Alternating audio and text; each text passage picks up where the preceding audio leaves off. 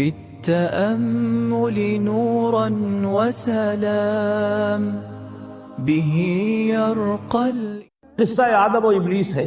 اللہ سے اس نے مہلت مانگی قیامت تک کے لیے کہ مجھے مہلت دے کہ میں ثابت کر سکوں کہ آدم اور اس کی ذریت، اس کی نسل تیری وفادار نہیں رہے گی، میں انہیں گمراہ کر کے چھوڑوں. قرآن کا ہر طالب علم جانتا ہے اللہ نے اسے مہلت دی، اور اس نے پھر جو دھمکی دی تھی بار بار آیا ہے، میں آدم کی نسل کا اغوا کر کے رہوں گا، انہیں گمراہ کر کے رہوں گا، ان پر سامنے سے حملہ کروں گا، پیچھے سے حملہ کروں گا، دائیں سے حملہ آور ہوں گا، بائیں سے حملہ آور ہوں گا، اور تو دیکھے گا اے پروردگار کہ تو نے جو مقام اور مرتبہ خلافت عطا کیا آدم کو، آدم کی ذریت اس کی اہل ثابت نہیں. یہ چیلنج ہے جو قرآن مجید میں آیا ہے. اب ایک بات یہ نوٹ کیجئے کہ اس ذریت آدم کا جو ازلی دشمن ہے ابلیس، اس کا سب سے بڑا ایجنٹ اس دنیا میں کئی ہزار برس سے یہودی ہے. دنیا میں انسانوں میں ان کے سب سے بڑے ایجنٹ کارندے، وہ مغضوب علیہم قوم، وہ ملعون قوم، لعن الذین کفروا من بنی اسرائیل علی لسان داؤد و عیسی ابن مریم.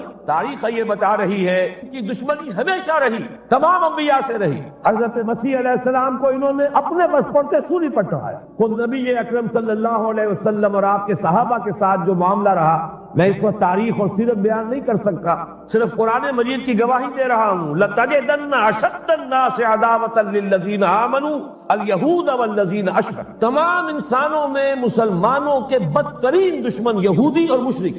یہ یہودی میں چاہتا ہوں کہ تاریخ جو ہماری امت مسلمہ کی ہے اس کے حوالے سے ان کا جو بھی کردار رہا ہے اس پر ایک نظر ڈال لی. سب سے پہلے عبداللہ ابن سبا یہودی نے اسلام کا لبادہ اوڑھ کر مسلمانوں کو آپس میں ٹکرایا. الفتنۃ الکبریٰ، 1,00,000 مسلمان ایک دوسرے کی تلواروں اور نیزوں سے ختم ہوئے. خلافت کی توسیع کا جو سیلاب چل رہا تھا، تھمتا نہ تھا کسی سے سیل رواں ہمارا، وہ آپس کی شبکلش سے، خانہ جنگی سے اس سیلاب کے آگے بڑھنے کی توسیع کا معاملہ ختم ہو. اس کے بعد تاریخ ایک عجیب حقیقت سامنے لاتی جس کی گواہی خود انہوں نے دی. بن گوریان نے جو کتاب لکھی ہے اس میں تسلیم کیا مسلمانوں کی مہربانی، ایک رؤوف اور رحیم رسول کی امتی ہونے کے ناطے ان میں شفقت اور رحمت. جیسے اللہ تعالیٰ نے حضور سے کہا قرآن میں 2 مرتبہ، اے نبی آپ کی رافت اور شفقت سے یہ کافر اور منافق فائدہ نہ اٹھانے پائیں. یا ایھا النبی جاہد الکفار والمنافقین واغلظ علیہم، ان پر سختی کی. لیکن یہ کہ حضور کا اپنا ایک مزاج تھا، شفقت، رحمت للعالمین بنا کر بھیجے گئے. اسی کا عکس تھا صحابہ کرام میں. سب سے پہلا سہارا جو انہیں ملا ہے 550 برس کے بعد انہیں یروشلم میں داخلے کی اجازت حضرت عمر نے دی ہے رضی اللہ تعالی. ورنہ 70 عیسوی میں جب ٹائٹس نے یروشلم کو برباد کیا، ہیکل سلیمانی کو مسمار کیا، 1,33,000 یہودی ایک دن میں قتل کیے، اور اس وقت سے جو جلا وطن کیا ہے تو یہ یروشلم میں داخل نہیں ہو سکتے تھے 550 برس تک، تاکہ اللہ تعالیٰ نے حضرت عمر رضی اللہ تعالیٰ عنہ کے دست مبارک پر یروشلم کو فتح کرایا، اور آپ نے پھر اس کو ڈکلیئر کیا اوپن سٹی. یہاں عیسائی بھی آئے، یہودی بھی آئے، اگرچہ ایک حقیقت تاریخی لوگوں کے علم میں نہیں ہے. یروشلم میں جو اس وقت عیسائی تھے انہوں نے جب سرنڈر کیا، انہوں نے ایک شرط پیش کی. یہ ان عیسائیوں کی طرف سے پیش کردہ شرط تھی کہ آپ چاہے یہودیوں کو یہاں آنے کی اجازت دے دیں، بسنے کی اجازت نہیں دیں گے. وہ یہاں کوئی جائیداد نہیں خرید کر سکیں گے، وہ یہاں آباد نہیں ہو سکیں گے. چنانچہ اس وقت سے لے کر 1917 تک کوئی یہودی فلسطین میں آباد نہیں ہو سکتا. البتہ اس عرصے میں جسے یہ ڈائسپورا کہتے ہیں، انتشار کا دور، تسلیم کرتے ہیں کہ ہمارا اس انتشار کے دور میں جو سنہری زمانہ ہے وہ مسلم اسپین، ہسپانیہ میں جب مسلمانوں کی حکومت قائم تھی، پھر مسلمانوں کی شفقت سے، رحمت سے، ان کی نرمی سے فائدہ اٹھا کر، اور انہوں نے وہاں سے عیسائیت بحیثیت مذہب اور یورپی اقوام ان کے اندر نقب لگائی ہے. اور واقعہ یہ ہے کہ اپنے ان ازلی دشمنوں کو انہوں نے فتح کیا. اس کو بھی اچھی طرح سمجھ لیجئے. مسلم اسپین سے انہوں نے آزاد خیالی، حریت فکر، اس کے عنوان سے جو کام شروع کیا تھا، اسی کے نتیجے میں یورپ میں پروٹیسٹنٹ مذہب پیدا ہوا. جب تک رومن کیتھولک مذہب کا وہاں غلبہ تھا، وہاں یہودیوں پہ بہت سخت پرسیکیوشن بھی ہوتی تھی، انہیں سودی کاروبار کرنے کی اجازت نہیں تھی. لیکن انہوں نے پروٹیسٹنٹس کے ذریعے سے سودی کاروبار کی اجازت لی. نمبر 2، آزادی کے نام پر جنسی بے راہ روی کو فروغ دیا. سود کا جال پھیلا کر مالیاتی طور پر اپنے شکنجے میں یورپ کو کس لیا، اور تیسری طرف سائنٹیفک جو ترقی ہو رہی تھی اس کا رخ مادہ پرستی کی طرف پھیر کر جدید دجالی تہذیب کی بنیاد ڈالی۔ علم تو بہت بڑی نعمت ہے، لیکن یہ علم انسان کے لیے مضر ثابت ہوا کیوں؟ اس لیے کہ مادہ پرستی اور الحاد، مذہب کی دشمنی جب یہ کسی قوم کے اندر آ جاتی ہے تو ظاہر ہے کہ اب جتنے وسائل اس کے پاس آ جائیں گے وہ منفی مقاصد کے لیے استعمال ہوں گے، ان کے نتیجہ انسانوں کے حق میں خیر نہیں شر کی صورت میں برآمد ہوگا، اور وہی در حقیقت آج کی یہ دجالی تہذیب۔ اس کا جو سب سے زیادہ تلخ باب ہے، ذرا نوٹ کیجئے، ماضی قریب تک رومن کیتھولک عیسائی یہودیوں کو دشمن سمجھتے تھے اور یہودیوں کو حضرت مسیح کو سولی پر چڑھانے کا مجرم سمجھتے تھے، اگرچہ ہمارا عقیدہ ہے کہ اللہ نے انہیں بچایا، زندہ آسمان پر اٹھایا، لیکن یہ کہ عیسائی بھی مانتے ہیں، یہودی بھی مانتے ہیں کہ ہم نے مسیح کو سولی دے دی۔ عیسائیوں کے عقیدے میں ان کا انتقال سولی پر ہوا، پھر دوبارہ زندہ ہو کر آسمان پر اٹھائے گئے۔ یہ تو ہم جانتے ہیں کہ حقیقت یہ ہے وما قتلوہ وما صلبوہ ولکن شبہ لہ، ایک ایسے ہی ان کے لیے شبہ کی صورت پیدا کر دی گئی۔ وما قتلوہ، یقینا ہرگز قتل نہیں کیا، بل رفعہ اللہ الیہ، اللہ نے انہیں اپنی طرف اٹھا لیا۔ بہرحال انہوں نے ابھی حال ہی میں پوپ سے بھی ایک فتویٰ حاصل کر لیا ہے کہ یہودیوں پر جرم نہیں ہے، الزام نہیں ہے مسیح کو سولی دینے کا۔ تاریخ بدل گئی، جو 1900 برس تک ایک تاریخ چلی آ رہی تھی، بیک جنبش قلم پوپ صاحب نے انہیں اس ذمہ داری سے بری۔ اور آپ نے دیکھا ہوگا حال ہی میں اسحاق ریبین جب یہ واشنگٹن سے واپس آ رہا تھا، جب کچھ وقفہ پڑ گیا تھا، جو مصالحت کی گفتگو ہو رہی تھی پی ایل او کے ساتھ، تو واشنگٹن سے واپس آتے ہوئے پوپ سے مل کر آیا۔ اب ویٹیکان نے تسلیم کر لیا ہے اسرائیل کو، اور اس کا اب سفارت خانہ ویٹیکان کا یروشلم میں کھلنے والا۔ میری اس پوری گفتگو کا حاصل کیا ہے؟ انہوں نے 3 pronged اٹیک کے ذریعے سے یورپ کو اور یورپ کے ساتھ اب امریکہ، ان دونوں کو اپنے شکنجے میں کش لیا ہے، فتح کر چکے۔ یہ وہ بات تھی جو علامہ اقبال اس صدی کے آغاز میں دیکھ آئے تھے، فرنگ کی رگے جہاں پنجے یہود میں ہے۔ وہ تو صرف ایک قوم تھی، جرمن قوم، جسے کچھ عرصے کے بعد احساس ہو گیا کہ یہودی کس شے کا نام ہے۔ نتیجتاً یہودیوں کے قول کے مطابق 60 لاکھ یہودیوں کو اس نے قتل کیا۔ لیکن اس کے علاوہ جس کو آج کل ویسٹ کہا جاتا ہے، وائٹ اینگلو سیکسن پروٹیسٹنٹس، ان کے اوپر مکمل تسلط ہے یہودیوں کا۔ وہ یہودیوں کے اعلی کار بنے ہوئے ہیں، سود کے ذریعے سے مالیاتی شکنجے میں جکڑا ہوا۔ فیڈرل ریزرو فنڈ جتنا بھی امریکہ کا ہے، یہ سرکاری بینک نہیں ہے، یہودیوں کے نجی ادارے ہیں، اور دنیا کی سب سے بڑی مقروض حکومت جو ہے وہ امریکہ کی ہے، یہودی قرض خواہ ہے، اور امریکہ کی حکومت ان کی مقروض ہے۔ اسی لیے کہا ہے نکسن نے اپنی کتاب میں کہ کوئی پریزیڈنٹ نہیں ہے امریکہ کا جو یہودیوں کی رائے کے خلاف چل سکے۔ اس نے یہ بات کہہ دی اور لکھ دی، کھل کر لکھ دی، اپنی کتاب میں لکھی۔ بہرحال اس کے ضمن میں جو انہیں آخری کامیابی حاصل ہوئی، اعلان بالفور 1917، یہودی آباد ہونے شروع ہو گئے، اور اصل میں اسی کے لیے خلافت کو منسوخ کرایا گیا۔ سلطان عبد الحمید، اگرچہ یہ ترکی خلافت جو ہے مرد بیمار کمزور، پھر بھی وہ مسلمانوں والا جذبہ اتنا تھا، انہیں بڑی سے بڑی رشوت پیش کی گئی تھی۔ ظاہر بات ہے یہودیوں سے بڑھ کر رشوت دینے والا کون ہو سکتا، جن کے ہاں ایسے بینکر ہوں جو 40 بلین ڈالر کا ایک چیک لکھ سکے۔ پھر یہ کہ ان پر سیاسی دباؤ بہت ڈالا گیا۔ انہوں نے جب تک خلافت عثمانیہ برقرار رہی، یہودیوں کو فلسطین میں آباد ہونے کی اجازت نہیں دی، کہ جو معاہدہ کیا تھا حضرت عمر نے رضی اللہ تعالی عنہ، خلیفہ ثانی نے، خلیفہ راشد نے، اب اس کے پابند ہیں، اور ہم یہاں یہودیوں کو آباد ہونے کی اجازت نہیں دیں۔ لہذا انہوں نے اس خلافت ہی کا بستر طے کرایا، اس لیے کہ نہ رہے بانس نہ بجے بانسری، نہ مسلمانوں کی وحدت ملی کی کوئی علامت دنیا میں باقی رہے، اور نہ مسلمان کسی مسئلے پر جمع ہو کر کوئی موقف اختیار کر سکے۔ اعلان بالفور کے نتیجے میں آبادکاری شروع ہوئی۔ 1948 میں اسرائیل قائم ہو گیا، معجزہ ہو گیا۔ 1967 میں اس کی توسیع ہو گئی۔ اس میں ایک بات اور بھی عرض کر دوں، یہ سارا کس طور سے ہوا ہے کام؟ آپ نے زائنزم کا نام تو سنا ہے، صہیونی تحریک، خود اس کا جو بابا آدم تھا، آرڈر آف الومیناٹی، 1776 یکم مئی یہ نظام قائم کیا وائساپ نے، اور اس نظام کے تحت فری میسنری اور lodges of the great Orient قائم کیے گئے۔ یہ سارا ہتھ کنڈا وہ ابلیسی نظام، اس کی تفصیل ایک کینیڈین آتھر نے لکھی ہے کتاب میں، پاؤنز ان دی گیم۔ یہ سارا دھندا ایک شیطانی چکر ہے، ابلیسی چال ہے، اور اس کے ذریعے سے اسرائیل قائم ہوا، اور اس کی توسیع بھی ہوئی 1967۔ اب یہاں تک پہنچنے کے بعد ان کے پیش نظر بقیہ دنیا کی تسخیر اور اسے فتح کرنے کا معاملہ ہے، اور سب سے بڑھ کر اسلام کی بیخکنی اور اس کا راستہ روکنا یہ ان کے پیش نظر ہے۔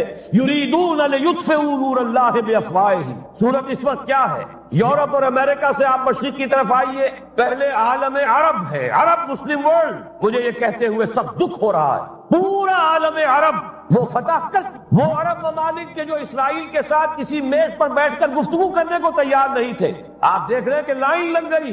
کبھی صرف انور سادات نے ریکگنائز کیا تھا، پوری دنیا میں شور مچا تھا، اس پر لعنت ملامت ہوئی تھی۔ اب تو ایک ایک کر کے، وہ شاہ حسن ہو چاہے شاہ حسین ہو، اب تو وہاں سے ویزے ختم ہو رہے ہیں۔ سعودی عرب اور امارات، انہوں نے جو کچھ کاروباری بندشیں لگائی ہوئی تھی وہ ختم کر دی گئی، ان میں نرمی پیدا کر دی گئی۔ یہ صورتحال ہے کہ واقعتاً ان کی جو عالمی تسخیر کا پروگرام ہے وہ آگے بڑھ رہا ہے، اور بدقسمتی سے امت مسلمہ کا جو قلب ہے، اس امت کا قلب امیین پر مشتمل ہے۔ هو الذی بعث فی الامیین رسولا منہم یتلو علیہم آیاتہ ویزکیہم الی آخر الآیہ۔ حضور بھی امی تھے، انہی میں سے تھے صلی اللہ علیہ وسلم، لیکن آج وہ قلب جو ہے عالم اسلام کا، وہ یہودیوں کے شکنجے میں کسا جا چکا۔ اکثر وہاں کے جو حکمران ہیں، امریکہ کے ایجنٹ ہیں، اسٹوڈنٹس، یہ حالات جہاں تک عالم عرب کا تعلق ہے تلخ حقائق ہیں جو بیان کر رہا ہوں، اس لیے کہ آپ کے سامنے رہنا چاہیے۔ اقبال نے کہا کہ دنیا کو ہے پھر مار گئے روح و بدن پیش، ابلیس نے پھر اپنے درندوں کو ابھارا، اللہ کو پاور دیے مومن پہ بھروسہ، ابلیس کو یورپ کی مشینوں کا سہارا۔ یہ دوبارہ ایک بہت بڑے پیمانے پر حق و باطل کا گھمسان کا رنگ پڑنے والا ہے۔ ملاحم کی جو حضور صلی اللہ علیہ وسلم پیشین گوئیاں فرمائی، الملحمۃ العظمیٰ، تاریخ انسانی کی عظیم ترین جنگ جو ابھی آنے والی ہے، اس کو سمجھ لیجئے اچھی طریقے سے کہ اس میں جو قوتیں ایک دوسرے کے مقابل آ رہی ہیں وہ کون سی ہے۔ نیو ورلڈ آرڈر کہنے کو امریکہ کے زیر قیادت ہے، حقیقت میں امریکہ خود یہودیوں کے پنجے میں ہے۔ یہ وہی ابلیسی طاقت ہے جو آگے بڑھ رہی ہے۔ عالم عرب کو فتح کرنے کے بعد اب ان کے پاس اگلا عالم اسلام کا حصہ ہے، غیر عرب مسلم ورلڈ۔ ایران ہے، اس کے شمال مشرق میں ترکستان ہے، روسی اور چینی، مشرق میں افغانستان ہے، پاکستان ہے، یہ ایک بہت بڑا سالڈ بلاک ہے۔ اس کے بعد اگرچہ ہندوستان آتا ہے، بھارت، ظاہر بات ہے کہ وہاں مسلمان اقلیت میں ہے سوائے کشمیر کے، لیکن یہ نوٹ کیجئے کہ وہاں بھی کم سے کم 15-18 کروڑ مسلمان موجود۔ آج بھی دنیا کا سب سے بڑا ملک جس میں مسلمانوں کی تعداد اور جن کی نفری سب سے بڑھ کر ہے وہ بھارت، اس کے بعد پھر انڈونیشیا، ملائیشیا ہے، اس سے آگے ہے پھر فار ایسٹ، ابھی انہیں فتح کرنا ہے۔ نیو ورلڈ آرڈر کا یوں سمجھیے کہ ابھی یہ ہارڈ نٹ ٹو کریک، ابھی ایک لوہے کا چنا ہے چائنا کی شکل میں موجود۔ اور مجھے یاد آ رہا ہے ڈی گال کے الفاظ بہت سے لوگوں نے سنے ہوں گے، اس نے کہا تھا کہ ہم نے خامخواہ روس کو اپنا دشمن بنا لیا ہے، وہ تو ہمارا بھائی ہے، وائٹ ریسس، وہ تو بنیادی طور پر یورپین قوم ہے۔ Beware of the yellow masses of the east, تمہیں گھبرانا چاہیے، تمہیں خبر لینی چاہیے۔ وہ مشرق بعید کے جو زرد رو لوگ ہیں، China, Indo China, Japan, yellow race, ابھی اس نیو ورلڈ آرڈر کے لیے جو فتح عالم اور تسخیر عالم کا پروگرام ہے، اس میں پہلے غیر عرب مسلمان دنیا اور پھر یہ فار ایسٹ کا خاص طور پر یلو ماسز، یہ ہے کہ جنہیں ابھی انہیں ٹیکل کرنا۔ اور اسی لیے میں کرنا چاہتا ہوں، حقائق ہمارے سامنے رہنا چاہیے۔ یہ 45 برس کے بعد امریکہ کو کیسے خیال آ گیا کہ کشمیر کا مسئلہ واقعی ہے، ساقی نے کچھ ملا نہ دیا ہو شراب میں؟ یہ کہاں سے رابن رافیل آئی پچھلے سال اور مسئلے کو زندہ کر کے چل دی؟ ہم خوش ہوئے، امریکہ نے مان لیا۔ حقیقت میں امریکہ کی نظر ہے اور وہ اس کو چاہتے ہیں کہ کوئی دوسرا اسرائیل بنائے، آزاد بنا کر اس کو اپنے تسلط میں لے۔ اس لیے کہ اگر جو پروگرام ہے، اگر وہاں پر فرض کیجئے بہت مطالبہ ہمارا مان لیا جائے، پلیبسائٹ کرایا جائے، اس کا نتیجہ کیا ہوگا؟ آپ کو آزاد کشمیر سے بھی اپنی فوجیں نکالنی پڑیں گی، آپ کو گلگت اور بلتستان سے بھی فوجیں نکالنی پڑیں گی، بھارت بھی ادھر سے فوجیں نکالے گا، اور رہ جائے گا کون؟ یہ ٹھاٹ پڑا رہ جائے گا جب لاج چلے گا بنجارا، رہ کون جائے گا؟ پھر تو وہی راج کرے گا جو UNO پر قابض ہے، اور پھر ظاہر بات ہے کہ اس کے پاس دولت کے انبار اور جو بھی ان کی چالاکیاں اور ہوشیاریاں ہیں، ہو سکتا ہے کہ وہ اسے ایک نئے اسرائیل کی شکل دے دے۔ بہرحال ایک طرف تو بدی کی یہ قوتیں ہیں، اس کے مقابلے میں خیر کی قوت کون سی ہے؟ خیر کی توقع کہاں سے؟ اس سے پہلے کہ میں اس موضوع پر آؤں، اب میں آپ کے سامنے وہ نوید خلافت جو میری آج کی گفتگو کا عنوان ہے، اگرچہ کنٹراسٹ بہت بڑا ہے، حالات اتنے خراب، خیر کی کوئی امید نہیں، کہیں سے کوئی اچھی خبر نہیں آتی، لیکن یہ کہ وہ نوید خلافت سب سے پہلے تو انہی دونوں آیات کے حوالے سے واللہ متم نورہ ولو کرہ الکافرون، اللہ لازماً اپنے نور کا اتمام فرما کر رہے گا چاہے یہ کافروں کو کتنا ہی ناگوار۔ وَمَكَرُوا وَمَكَرَ اللَّهُ وَاللَّهُ خَيْرُ الْمَاكِرِينَ، شر کی قوت اپنی چالیں چل رہی ہے، اللہ کی اپنی تدبیریں ہیں، جو آخری نتیجہ نکلنے والا ہے وہ کیا ہے؟ هُوَ الَّذِي أَرْسَلَ رَسُولَهُ بِالْهُدَى وَدِينِ الْحَقِّ لِيُظْهِرَهُ عَلَى الدِّينِ كُلِّهِ وَلَوْ كَرِهَ الْمُشْرِكُونَ۔ دیکھیے جب میں آیت آپ کو سنائی، مسلمانوں کے سب سے بڑے دشمن کون؟ یہودی اور مشرک۔ پہلی آیت میں یہودیوں کا تذکرہ ہوا، انہیں مشرک نہیں کہا، کافر کہا۔ یریدون لیطفئوا نور اللہ بافواہہم واللہ متم نورہ ولو کرہ الکافرون۔ اگلی آیت میں اب آیا اللہ نے تو اپنے رسول صلی اللہ علیہ وسلم کو بھیجا ہی اس لیے ہے، اس قطعی فیصلے کے ساتھ بھیجا ہے، الہدا، کتاب ہدایت، ہدایت کاملہ قرآن مجید دے کر، دین حق، نظام عدل، عدل و قسط، نظام عدل اجتماعی، سچا دین، سچا نظام دے کر بھیجا تاکہ غالب کرے اسے کل کے کل دین پر، پورے نظام زندگی پر، وَلَوْ كَرِهَ الْمُشْرِكُونَ، چاہے یہ مشرکوں کو کتنا ہی ناگوار ہو۔ یہ بات تو ہو کر رہے گی، اور اس کو نوٹ کر لیجئے کہ چونکہ حضور کی بعثت ہوئی پوری نوع انسانی کے لیے، وَمَا أَرْسَلْنَاكَ إِلَّا كَافَّةً لِلنَّاسِ بَشِيرًا وَنَذِيرًا، جب تک پوری نوع انسانی پر اللہ کا دین غالب نہ ہو جائے، اس آیت مبارکہ میں اللہ کا جس فیصلہ کا اعلان کیا گیا ہے گویا کہ ابھی وہ پورا نہیں ہوا، ہونا ہے۔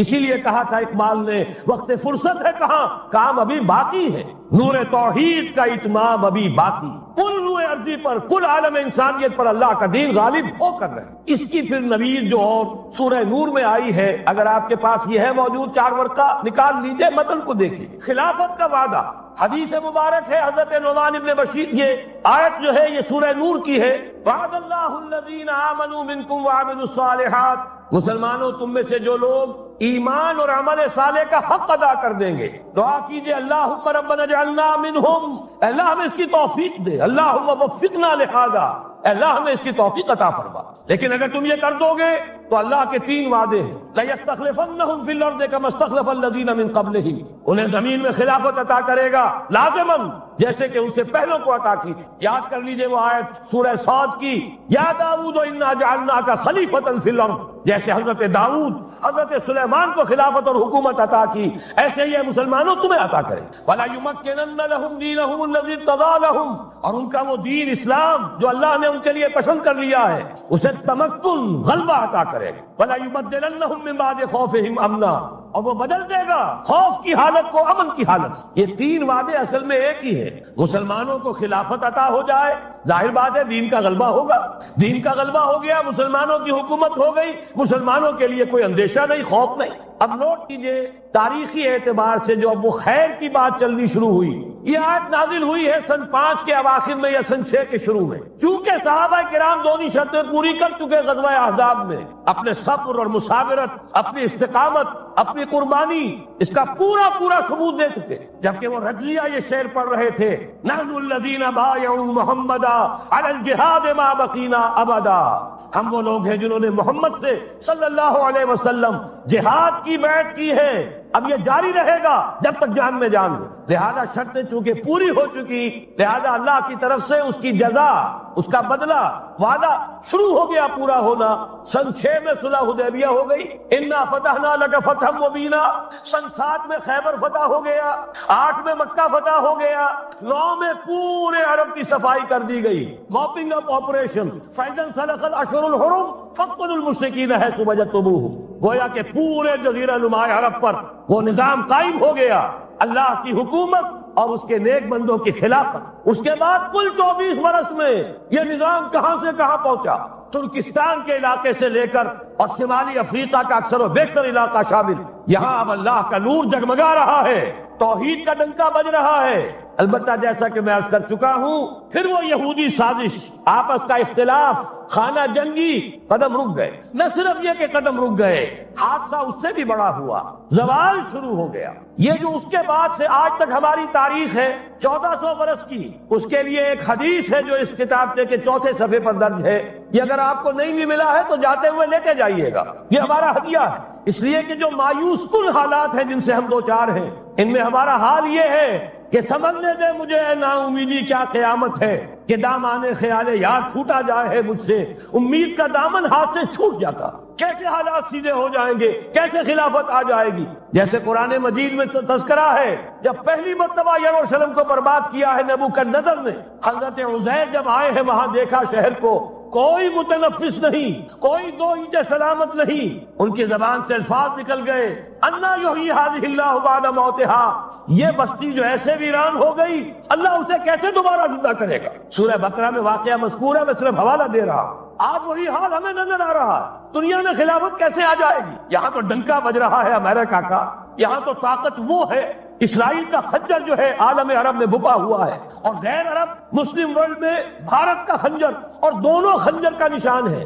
کبھی نقشہ دیکھا ہو، اسرائیل تو واقعتاً خنجر کے مانند تھا، جب تک یہ ویسٹ بینک شامل نہیں ہوا تھا اس کی شکل بالکل خنجر کی، اوپر دستہ اور نیچے وہ پھل، عالم عرب کے سینے میں پیوست۔ یہی بھارت کا حال ہے۔ آپ نقشہ دیکھیے، کشمیر خنجر کے دستے کے مانند ہے اور نیچے وہ تکون جا رہی ہے، اور اسی نے جدا کیا ہے عالم اسلام کا ایک حصہ جو مغربی پاکستان کے ساتھ ہو گیا، اور وہ جو بنگال مشرقی پاکستان سے ہوتے ہوئے انڈونیشیا ملائیشیا علیحدہ ہو گئے۔ اس پورے کو ذہن میں رکھیے تو یہاں بھی وہ خنجر اسی طرح پیوست۔ حالات اتنے مایوس، ہماری کوئی حیثیت نہیں، ہمارے حکمرانوں کے دنیا میں مذاق اڑتے ہیں، ہمارے وسائل ان کے زیر تسلط ہیں، ان کے قبضے میں ہے، ہماری پالیسیاں وہ بناتے ہیں، ہمارے لیے بجٹ انسٹرکشن وہاں سے آتی ہے، ٹیکسیشن پالیسیز ان کے احکام کے مطابق بنتی ہیں۔ پھر کہاں سے ہو جائے گا انا یحیی ھذہ اللہ بعد موتھا، کیسے زندہ کرے گا۔ میں اس کے لیے آپ کو یہ حدیث سنانا چاہتا ہوں تاکہ وہ یقین پیدا ہو۔ ایمان بالغیب جو پہلی شرط ہے قرآن مجید کی ہدایت سے استفادے کی، الف لام میم ذالک الکتاب لا ریب فیہ ھدی للمتقین الذین یؤمنون بالغیب۔ نبی نے خبر دی صلی اللہ علیہ وسلم، اور آپ نے اپنی تاریخ، اپنی امت کی کل تاریخ کے 5 ادوار گنا دیے۔ حضرت نعمان ابن بشیر کی حدیث، مسند احمد ابن حنبل، تکون النبوۃ فیکم ما شاء اللہ ان تکون، مسلمانوں تمہارے مابین نبوت قائم رہے گی، موجود رہے گی، یعنی میں بنفس نفیس تمہارے مابین رہوں گا جب تک اللہ چاہے گا۔ ثم یرفع اللہ اذا شاء یرفعها، پھر جب اللہ چاہے گا نبوت کو اٹھا لے گا، یعنی میرا انتقال ہو جائے۔ دوسرے دور کی خبر دی، ثم تکون خلافۃ علی منہاج النبوۃ، پھر ایک دور آئے گا خلافت کا، این نبوت کے نقش قدم پر کوئی فرق نہیں ہوگا، وہی نظام جو میں نے قائم کیا ہے جو کا تو قائم رہے گا، میرے نقش قدم پر وہ خلافت ہوگی۔ فرمایا وہ بھی رہے گا جب تک اللہ چاہے گا، پھر وہ بھی ختم ہو جائے گا۔ پھر فرمایا تیسرا دور آئے گا، ثم تکون ملکا عاضا، ظالم ملوکیت، بادشاہی، محل بنیں گے، ٹھاٹ جمیں گے، ظلم کا سکہ روا ہوگا، ناجائز قتل ہوں گے۔ حجاج ابن یوسف کے ہاتھوں سینکڑوں تابعی محمد ابن قاسم ملا کر شہید کر دیے گئے، ورنہ اسی وقت پورا یہ جزیرہ نما ہند جو ہے، انڈین پیننسولا، اس وقت پورا کا پورا مسلمان ہو جاتا۔ لیکن ملوکیت کو کبھی یہ برداشت نہیں ہوتا کہ کوئی شخص پبلک کے اندر مقبول ہونا شروع ہو جائے، پاپولر ہونا شروع ہو جائے، ان کے اقتدار کے لیے خطرہ ہو سکتا تھا۔ اسی دور ملوکیت میں واقعہ کربلا ہوا، حسین ابن علی رضی اللہ تعالی عنہما شہید ہوئے۔ اسی ظالمانہ حکومت کے دور میں واقعہ حرہ ہوا، مدینے کی بے حرمتی ہوئی 3 دن تک۔ اسی کے دور میں حضرت عبداللہ ابن زبیر رضی اللہ تعالی عنہما شہید ہوئے۔ میں کیا کیا گنواؤں، حضور نے جب فرمایا ثم تکون ملکا عاضا، کاٹ کھانے والی ملوکیت، یہ اسی کی شرح۔ فرمایا یہ دور بھی رہے گا جب تک اللہ چاہے گا، پھر جب اللہ چاہے گا اسے بھی اٹھا لے گا۔ پھر چوتھا دور آئے گا، ثم تکون ملکا جبریا، پھر بادشاہی ہوگی غلامی کے ساتھ۔ میں نہیں کہہ سکتا اس وقت صحابہ نے اس کا مطلب کیا سمجھا ہوگا، اب چونکہ یہ دور ہمارے سامنے سے گزر چکا ہے، بلکہ ایک اعتبار سے ہم اسی دور میں سانس لے رہے ہیں، لہذا بات سمجھ میں آ رہی ہے کہ وہ ملوکیت چاہے ظالم تھی، بادشاہ مسلمان تو تھے، کلمہ گو تو تھے، ان میں بہت اچھے بھی ہوئے ہیں۔ تاریخ انسانی میں مسلمانوں کے جیسے عمدہ مثالیں ہیں عمدہ بادشاہوں کی، شاید تاریخ کے اندر کوئی اور مثالیں پیش نہ کی جا سکے۔ لیکن یہ کہ اس کے بعد جو دور آیا کہیں ہم تاج برطانیہ کے غلام بن گئے، ملکہ برطانیہ، شاہ برطانیہ، ہز میجسٹیز گورنمنٹ، ہر میجسٹیز گورنمنٹ، کہیں فرانس کے، کہیں اٹلی کے، کہیں ہالینڈ کے، کہیں اور کسی کے، فرانس کے، اس طرح سے پورا عالم اسلام جو ہے کولونیل دور کے اندر غلامی کے دور میں چلا گیا۔ یہ چوتھا دور تھا،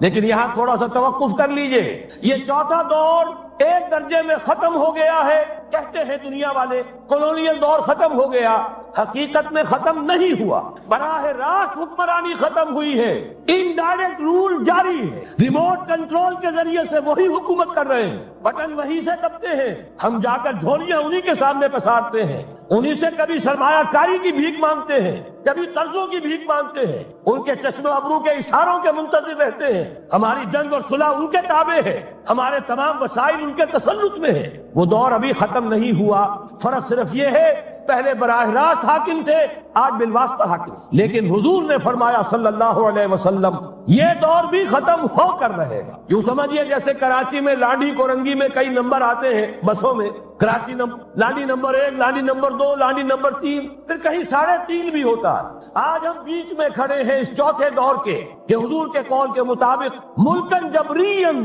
یا دور ابھی جاری ہے، نصف ختم ہو گیا ہے، نصف ابھی باقی، لیکن ایک بات تو بڑی تلخ ہے، ابھی بقیہ نصف میں بڑی قیامتیں گزرنے والی، اسی بقیہ نصف میں وہ مارکا پیش آنے والا ہے، اسی میں وہ ملاحم ہوں گے، اسی میں وہ الملحمۃ العظمی ہوگی، اسی میں دجال اکبر کا ظہور ہوگا، اس میں ہمارے اوپر تکالیف اور مصائب ابھی اور اس کے سائے گہرے ہوں گے، اور کچھ روز فضاؤں سے لہو برسے گا، اور غمناک یہ تاریک اندھیرے ہوں گے، لیکن اس کے بعد فرمان نبوت پوری شان کے ساتھ ظاہر ہوگا، ثم تکون خلافت علی منہاج النبوہ، پھر دور آئے گا خلافت علی منہاج النبوہ کا، دوبارہ وہی دور، بین ہی وہ نظام جو محمد رسول اللہ نے قائم فرمایا صلی اللہ علیہ وسلم، دنیا میں دوبارہ قائم ہو کر رہے۔ میرے کئی دوستوں نے کہا ہو کر رہے گا، اور میں یقین کے ساتھ کہتا ہوں ہو کر رہے گا، صرف یہ کہ ہم یہ نہیں کہہ سکتے ابھی اس میں کتنی دیر ہے، جیسے قرآن مجید میں کئی جگہ حضور سے کہلوایا گیا، نبی کہہ دیجئے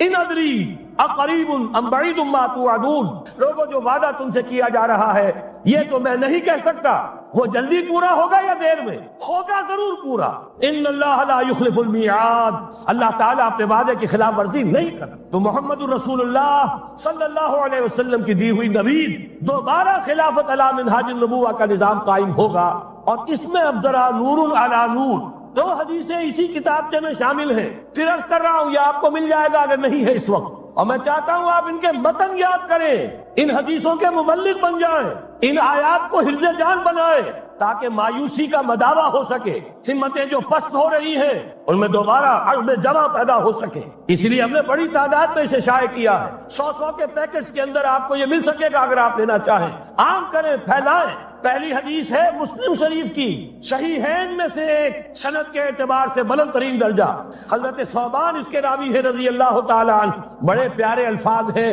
محمد الرسول اللہ صلی اللہ علیہ وسلم کے، فرماتے ہیں ان اللہ زوالی الارض، اللہ نے میرے لیے پوری زمین کو سکیڑ دیا، لپیٹ دیا، فرائے تو مشارقہا و مغاربہا، میں نے اس کے سارے مشرق دیکھ لیے، سارے مغرب دیکھ لیے، وَإِنَّ أُمَّتِي سَيَبْلُغُ مُلْكُهَا مَا زُوِيَ لِي مِنْهَا، اور یقین رکھو میری امت کی حکومت ان تمام علاقوں پر قائم ہو کر رہے گی جو مجھے اس طرح زمین کو سکیڑ کر اور لپیٹ کر دکھا دیے گئے۔ اب جس شخص کو بھی محمد کی رسالت پر ایمان ہے صلی اللہ علیہ وسلم، اسے کوئی شک نہیں ہو سکتا۔ دوسری روایت حضرت مقداد سے، یہ مسند احمد ابن حنبل کی روایت، حضرت مقداد رضی اللہ تعالیٰ عنہ فرماتے ہیں حضور نے ارشاد فرمایا لا يبقى على ظهر الارض بیت مدر ولا وبر الا ادخله الله کلمۃ الاسلام، اس روئے ارضی پر کوئی گھر نہیں بچے گا، نہ اینٹ گارے کا بنا ہوا نہ کمبلوں کا بنا ہوا خیمہ رہے گا جس میں اللہ تعالیٰ کلمہ اسلام کو داخل نہ کرے، کل روئے ارضی پر ہر گھر میں اسلام داخل ہوگا۔ لیکن اس میں بڑی اہم بات ہے، ہمارے بعض دانشور آج جو گمراہیاں پھیلا رہے ہیں اس کا توڑ اس حدیث میں ہے، اور ہمیں صدمہ ہے، علامہ اقبال کا فرزند، اور وہ اس مغالطوں کو عام کر رہا ہے، اور بھی چھٹ بھئیے دانشور تھے، ان کی بات کی کوئی اہمیت نہیں تھی، لیکن اب وہی بات کہی ہے ڈاکٹر جاوید اقبال نے، اس حدیث میں اس کا توڑ ہے، اسلام کا غلبہ ہوگا تو کیسے ہوگا؟ بعز عزیز وذل ذلیل، یا تو کسی عزت والے کے اعزاز کے ساتھ ہوگا اور یا کسی کمزور کی مغلوبیت کی بنیاد پر ہوگا. اما یعزہم اللہ، یا تو اللہ گھر والوں کو، خیمے والوں کو اعزاز عطا فرمائے گا. فیکونون من اہلہا، وہ اسلام ہی کے کلمے کو قبول کر لیں گے. وَإِمَّا يُذِلُّهُمْ، یا اللہ انہیں مغلوب کر دے گا. فَيَدِينُونَ لَهَا، اور ان کے لیے لازم ہوگا کہ وہ اسلام کی تابع داری اختیار کریں. یہی دو راستے ہیں، یہی سورہ توبہ میں بتایا گیا تھا. ان یہودیوں سے، ان نصارہ سے مسلمانوں جنگ جاری رکھو، حتی یعطوا الجزیۃ عن ید وہم صاغرون، یہاں تک کہ اپنے ہاتھ سے جزیہ پیش کریں، چھوٹے بنے، اسلام کی بالادستی کو قبول کریں. میثاق مدینہ یہ تو اصل میں جد و جہد کے دوران کا ایک مرحلہ ہے. دوران میں تو کبھی صورتحال بدلتی ہے، تدبیریں ہوتی ہیں، صلح بھی ہوتی ہے، جنگ بھی ہوتی ہے. آخری فیصلہ قرآن کا کیا ہے؟ مسلمان اور غیر مسلم مل کر ایک امت نہیں بن سکتے، ایک ملت نہیں بن سکتے. اسی بنیاد پر پاکستان بنایا. دو قومی نظریے کا سب سے بڑا پرچارک علامہ اقبال، وطنی قومیت کی نفی کرنے والا شدید ترین الفاظ میں علامہ اقبال، اور اس کے فرزند جو ہے وہ ایک قوم ہونے کا تصور دے رہے ہیں مسلمانوں اور غیر مسلموں. یہاں تو ایک ہی راستہ ہے. صحابہ کرام کی فوجیں جب نکلی، جہاں گئی، تین آلٹرنیٹیو. ایمان لے آؤ، ہمارے برابر کے ہوگے، بھائی ہوگے، جان مال عزت آبرو املاک جائیداد ہر چیز جیسی ہے ویسی رہے گی، ہمارے کندھے سے کندھا لگا کر کھڑے ہوگے. یہ نہیں تو چھوٹے بنو، اسلام کی بالادستی قبول کرو، جزیہ دینا منظور کرو. اور یہ بھی نہیں تو صرف ایک تھرڈ آپشن ہے، آؤ میدان میں، تلوار ہمارے اور تمہارے درمیان فیصلہ کرے گی. یہ ہے تاریخ. آخری بات جو کہی گئی سورہ توبہ میں وہ تو یہ ہے. میثاق مدینہ تو ایک درمیان کی ایک تدبیر ہے. معاہدات ہوتے ہیں، معاہدات تو مشرکین عرب سے ہوئے جس کی کامل تنسیخ کی. براءۃ من اللہ ورسولہ الی الذین عاہدتم من المشرکین. سارے معاہدات آج ختم کیے جا رہے ہیں، اعلان عام کیا جا رہا ہے. کوئی معاہدہ نہیں ہے. باطل دوئی پسند ہے، حق لا شریک ہے. شرکت بیان ہے، حق و باطل نہ کر قبول. علامہ اقبال تو یہ کہہ رہے ہیں. بارہ ذہن میں رکھیے، حضرت مقداد کی اس حدیث نے بہت بڑا عقدہ حل کیا ہے. اسی لیے جب حضور سے یہ الفاظ سنے حضرت مقداد نے تو کہتے ہیں فَقُلْتُ، میں نے اپنے دل میں یہ کہا، وَيَكُونَ الدِّينُ كُلُّهُ لِلَّهِ، یہ جو سورہ انفال میں الفاظ آئے ہیں، دین پورا کا پورا اللہ کے لیے ہو جائے گا. یہ تبھی ہوگا جبکہ کل عرضی پر کوئی گھر نہ بچے، کوئی خیمہ نہ رہے جو یا تو اس کے گھر والے اور خیمے والے اسلام لے آئے یا اسلام کی تابع داری قبول کر دے.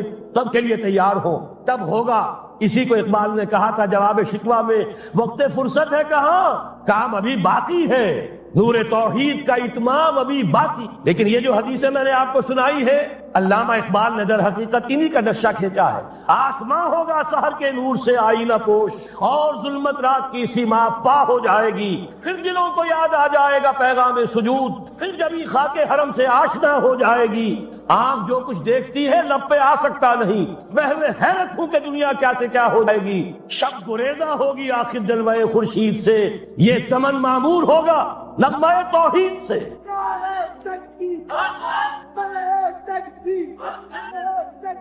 میں نے اس پر جو عنوان قائم کیا ہے، کل جہاں معمور ہوگا نغمہ توحید سے. یہ پورا کا پورا عالم کرۂ ارضی جگمگا اٹھے گا. اشرقت الارض بنور ربہا، وہ نور رب کا جب اطمینان ہوگا پوری یہ زمین اس سے چمک اٹھے گی. یہ ہے وہ پیشین گوئیاں. اب میں آپ کو بتانا چاہتا ہوں کہاں سے ہوگا. اور اسی بات یہ ہے، پہلے خلافت علی منہاج النبوہ کا نظام قائم ہوا، کل روئے ارضی پر ایک دم نہیں ہو گیا. ایک ملک جزیرہ نما عرب، محمد الرسول اللہ صلی اللہ علیہ وسلم والذین معہ رضی اللہ تعالی عنہم اجمعین، ان کی جد و جہد، ایثار، قربانی، اس کے نتیجے میں جزیرہ نما عرب وہاں یہ نظام قائم ہو گیا. پھر پھیلا، پھر توسیع ہوئی. 3 لشکر نکلے تھے، مشرق مغرب شمال. شمال میں اوشیائے کوچک ترکی کا علاقہ، مشرق میں خراسان تک، مشرق میں یہ ماوراء النہر تک، مغرب میں بحر اوقیانوس تک. دشت و دشت ہیں، دریا بھی نہ چھوڑے ہم نے، بحر ظلمات میں دوڑا دیے گھوڑے ہم نے. اب بھی یہی ہوگا، کسی ایک جگہ سے ہوگا. یہ میں اب آپ کو بتانا چاہتا ہوں کہاں سے ہوگا. پہلے اس کے جو شواہد ہیں وہ سمجھ لیجئے، پھر حدیثیں میں سامنے لاؤں گا.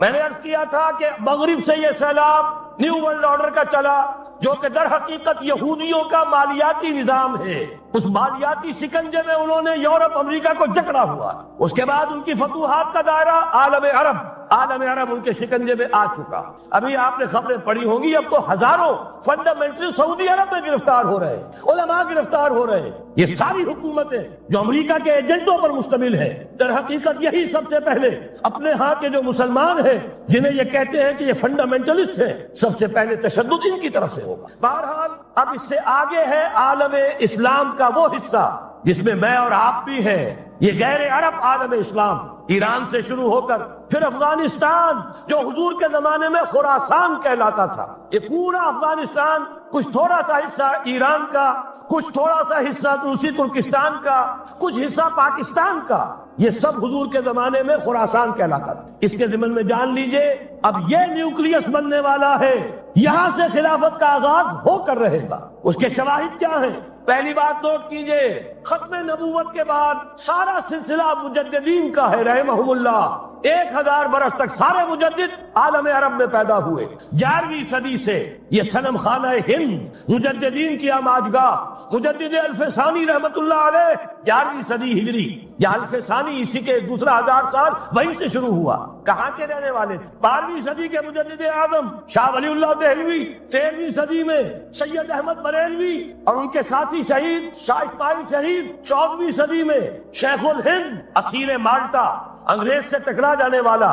یہ مضمون ہم نے چھاپا تھا، اگرچہ چھپا تھا وہ پاکستان روزنامہ پاکستان میں، ہم نے بھی اسے چھاپا. اب دوبارہ جو کتاب کا شائع کیا ہے انگلینڈ میں، انگلستان میں خلافت کی آدان کے عنوان سے اسپیشل ایک جو ہے ندائے خلافت کا ایشو آیا ہے، اس میں دوبارہ ریپیٹ کیا ہے. اس سے آپ کو اندازہ ہوگا شیخ الہند کی شخصیت کا. جرمنی تک سے ان کی گفتگو چل رہی تھی، دارالخلافہ ترکی سے گفتگو چل رہی تھی، ہندوستان کو آزاد کرا کر دوبارہ اس کو ایک دارالاسلام کی شکل دینا. اس لیے کہ اس وقت تک آپ کو معلوم ہونا چاہیے ہندو ابھی سویا ہوا تھا. وہ غلامی کا جو بھی اس کے اوپر اثر پڑا تھا مسلمانوں کی 1000 سالہ غلامی کا، اس کی وجہ سے اس میں کوئی حوصلہ تھا ہی نہیں. سیاست کے میدان میں ہندو ابھی آیا ہی نہیں تھا. اس وقت اگر کہیں وہ تجویز کامیاب ہو جاتی، وہ برلن پلان، ریشمی رومال تحریک، تو واقعہ یہ ہے کہ 30 برس اور یہ بر عظیم پاک و ہند انگریز کا غلام نہ رہتا. وہ تحریک بھی چلی تو یہی. پھر یہ کہ اگر خلافت کو ختم کیا گیا تو احتجاجی تحریک چلی تو یہاں، اور کس حد و مت کے ساتھ مولی اماں محمد علی کی جان بیٹا خلافت پہ دے دو. پورا بر عظیم پاک و ہند گونج اٹھا. گاندھی کو شریک ہونا پڑا تحریک خلافت میں. کہاں گاندھی کہاں خلافت. پھر اور شواہد نوٹ کیجئے، وہ جو کولونیل رول بظاہر ختم ہوا ہے، تمام مسلمان ممالک بظاہر آزاد ہوئے، لیکن کہیں بھی تحریک میں اسلام کا نعرہ نہیں لگا. صرف ایک جگہ، پاکستان کا مطلب کیا؟ لا الہ الا اللہ. اور اس سے پھر گونج گیا پورا بر عظیم پاک و ہند، راس کماری سے لے کے درا خیبر تک، اور ادھر مکران سے لے کر چٹاگان تک. پاکستان کا مطلب کیا؟ لا الہ الا اللہ. پوری دنیا میں اس کا کوئی نعرہ نہیں لگا. پھر پاکستان ہے وہ ملک جہاں قرارداد مقاصد پاس ہو گئی. خلافت اصولی اعتبار سے ہم نے تسلیم کر لی. جب حاکمیت اللہ کی ہے، ہمارے پاس حاکمیت نہیں، ہم حاکمیت کے مدعی نہیں. 10 کروڑ عوام کی ایک نمائندہ اسمبلی نے قرارداد مقاصد پاس کی. یہی تو خلافت ہے. ہمارے پاس جو اختیار ہے اللہ کا ڈیلیگیٹڈ ہے، اور یہ انہی حدود میں استعمال ہوگا جو خود جو اصل حاکم ہے اللہ، جو اس نے متعین کر دی. پھر یہی وہ ملک ہے، واحد ملک پوری دنیا میں جس میں فیڈرل شریعت کورٹ نے بینک انٹرسٹ کو ربا حرام قرار دیا ہے. پوری مسلم ورلڈ کے اندر اس کی کوئی مثال موجود. یہ شواہد. علامہ اقبال جیسا مفسر مفکر یہاں پیدا ہوا، مولانا مودودی جیسا مصنف یہاں پیدا ہوا، مولانا الیاس جیسا مبلغ یہاں پیدا ہوا، شیخ الہند جیسا مجدد یہاں پیدا ہوا. پورے عالم اسلام میں اس کی کوئی مثال موجود. اور میں تو ایک اور بات کی طرف کہتا ہوں، اللہ کے معاملات بڑے عجیب ہیں. یہ جو جنگیں ہونے والی ہیں، یہ جو خیر و شر کا مارکا، دنیا کو ہے پھر مارکا ہے روح و بدن پیش. تہذیب نے پھر اپنے درندوں کو ابھارا. اللہ کو پامردی مومن پہ بھروسہ، ابلیس کو یورپ کی مشینوں کا سہارا. یہ جو ابھی مارکا گرم ہونے والا ہے، پہلا حصہ میں آپ کو بتا چکا. شیطان، اس کا ایجنٹ یہودی، ان کے سب سے بڑے کارندے زائنسٹ، ان کے جو اس وقت اعلی کار ہے west, white Anglo Saxon Protestants, جو امریکہ کی زیر سرکردگی نیو ورلڈ آرڈر لے کر چلے ہیں، جو حقیقت میں جیو ورلڈ آرڈر ہے. دوسری طرف دیکھیے، ذرا غور کیجئے، ایک حدیث نبوی ہے ما انزل اللہ من دائن الا انزل لہ دواء، اللہ نے کوئی ایسا مرض پیدا نہیں کیا جس کی دوا پیدا نہ کی ہو۔ اسرائیل 1948 میں قائم ہو رہا ہے، پاکستان 1947 میں وجود میں آیا۔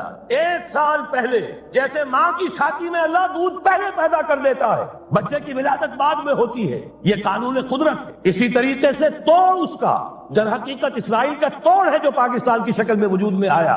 یہ دوسری بات ہے کہ ہم بھٹک گئے، منزل کا سراغ بھول گئے، ہم آ کر دولت کے بندوں میں، اور سب سے بڑھ کر یہ کہ جو متروکہ جائیداد کے لالچ، ہم اس میں پڑ گئے، بھول گئے یہ پاکستان کس لیے بنایا تھا، بھٹک گئے۔ بہرحال میں ان شواہد کی بنا پر یہ یقین رکھتا ہوں پورا ترکش بیلٹ سلسلہ مجددیہ بندیہ کے ساتھ، یہ پورا سلسلہ افغانستان سے چلیے ترکستان سے چل کر ترکی تک، پورا یہ جو نان عرب ورلڈ ہے، نان عرب مسلم ورلڈ، وہ سلسلہ مجددیہ حضرت احمد سرہندی رحمت اللہ علیہ، گردن نہ جھکی جس کے جہانگیر کے آگے، جس کے نفس گرم سے اگر بھی آرات، یہ انہی کا سلسلہ ہے جو پورے ترکش بیلٹ میں آپ کو نظر آئے گا۔ پھر شاہ ولی اللہ جیسا مفکر، بہرحال یہ تمام شواہد ہیں، اور میرے لیے تو سب سے بڑے شواہد جو ہے اب وہ احادیث دیکھیے جو حضور نے بیان فرمائی۔ جب یہ مارکا گرم ہوگا، ایک حدیث ہے حضور فرماتے ہیں، ابن ماجہ کی روایت ہے حضرت عبداللہ ابن حارث رضی اللہ تعالیٰ عنہ سے، یخرج ناس من المشرق یؤتون للمہدی یعنی سلطان ہی۔ جب اس عالم عرب میں، دیکھیے ایک بات میں عرض کر چکا ہوں، بڑی تلخ بات ہے، عالم عرب ہمارا بہتر حصہ ہے، افضل حصہ ہے، ان کو اللہ نے فضیلت ہم سے بہت زیادہ دی ہے۔ سب سے بڑی فضیلت کہ محمد خود صلی اللہ علیہ وسلم عرب تھے، یہ رتبہ بلند ملا جس کو مل گیا۔ پھر مستقل فضیلت، اللہ کا کلام ان کی زبان میں موجود ہے، مادری زبان، لہذا اگر انہوں نے کوتاہی کی، انہوں نے پیٹھ دکھائی، بہت بڑے مجرم ہے، اس میں کوئی شک نہیں۔ اور یہی وجہ ہے یہ سارے ملاحب وہی ہونے ہیں، ایسی ایسی بھاری جنگیں، حضور فرماتے ہیں اتنے لوگ ہلاک ہوں گے کہ پرندہ اڑتا چلا جائے گا، اترنے کی جگہ نہیں ملے گی، لاشیں ہی لاشیں ہوں، یہ شکل ہونے والی۔ اور میں تو چونکہ ایک مضمون اور کتابچے کی شکل میں بھی شائع ہو چکا ہے، جس میں کہ حضور کی اس حدیث کے حوالے سے میری امت پر بھی وہ سب کچھ وارد ہوگا جو سابقہ امت پر ہوا، اسی کے حوالے سے عرض کر چکا ہوں۔ اگر اس صدی میں ہولوکاسٹ میں 60 لاکھ یہودی مارا گیا ہے، کوئی اسی کا دوبارہ چربا جو ہے امت مسلمہ پر بھی آنے والا ہے، لیکن اس کے بعد پھر ان کے لیے فوجیں جائیں گی مشرق سے، وہاں جو امام ہوں گے، جو بھی ان کو لیڈ کر رہے ہوں گے، حضرت مہدی، یہ تصور ذہن میں رکھیے۔ ہمارے مابین اور عیسائیوں کے مابین حضرت مسیح کی ذات مشترک، اگرچہ ان کا یہ عقیدہ ہے کہ وہ سولی دیے گئے، فوت ہو گئے، معاذ اللہ ثم معاذ اللہ، پھر زندہ ہو کر آسمان پر گئے، پھر آئیں گے۔ ہم کہتے ہیں نہیں، وہ سولی دیے ہی نہیں گئے، وہ زندہ آسمان پر اٹھائے گئے، واپس آئیں گے۔ گویا کہ بہت حد تک اشتراک ہے، لیکن ایک اختلاف بھی ہے۔ اسی طرح حضرت مہدی کے بارے میں شیعہ اور سنی تصورات میں اتفاق بھی ہے، اختلاف بھی۔ یقیناً امت مسلمہ، امت عرب، مجھے تو اقبال کا وہ شعر یاد آتا ہے، خون اسرائیل آ جاتا ہے آخر جوش میں، توڑ دیتا ہے کوئی موسیٰ طلسم سامری، تو کیا خون اسماعیل جوش میں نہیں آئے گا؟ حضرت اسماعیل کی نسل میں حضور، اور حضور کی صاحبزادی حضرت فاطمہ رضی اللہ تعالی عنہا، حضور نے فرمایا میری اس بیٹی کی نسل میں اللہ تعالیٰ ایک شخص کو اٹھائے گا جو اس وقت مسلمانوں کی قیادت کرے گا۔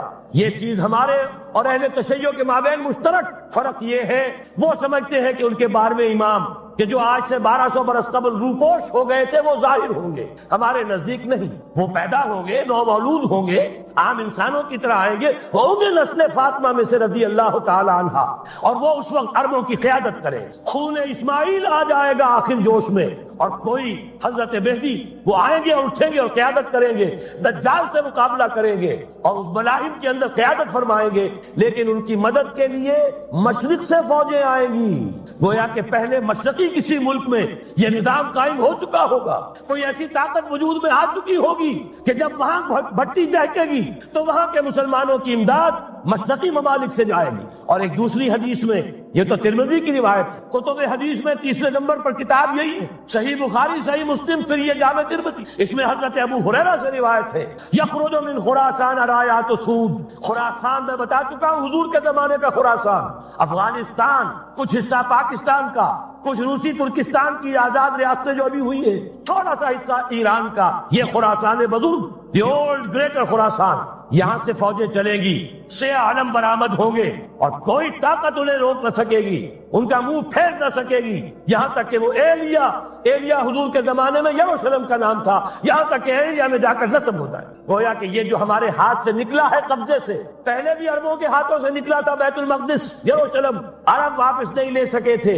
کرد خون صلاح الدین ایوبی اس نے واپس لیا، عربوں میں دم نہیں رہا تھا، عیاشیوں کی وجہ سے کھوکھلے ہو چکے تھے۔ میں تجھ کو بتاتا ہوں تقدیر امم کیا ہے، شمشیر و ثنا اول، طاؤس و وباب آخر۔ یہی وجہ ہے کہ تقریباً 20 صدی کے بعد ان کی حکومت ختم، آسمانہ حق بود در خون بارد بر زمین بر زوال ملک مستعصم امیر المومنین۔ یہ ہوا کہ نہیں ہوا؟ جبکہ آئے ہیں تاتاری ہورس اور جنہوں نے کہ آخری خلیفہ بنو عباس اسے محل میں سے نکالا، ایک کھال کے اندر لپیٹ کر اور اپنے گھوڑوں کے سوؤں تلے کچل دی۔ عرب معزول کر دیے گئے تھے، لیکن اب دوبارہ عربوں کو جب سہارا ملا ہے، لیکن اب بھی انہوں نے کہیں اسلام قائم نہیں کیا۔ کوئی روس کا غلام رہا، کوئی امریکہ کا غلام رہا، کسی نے اس کا ساتھ دیا، کسی نے اس کا ساتھ دیا۔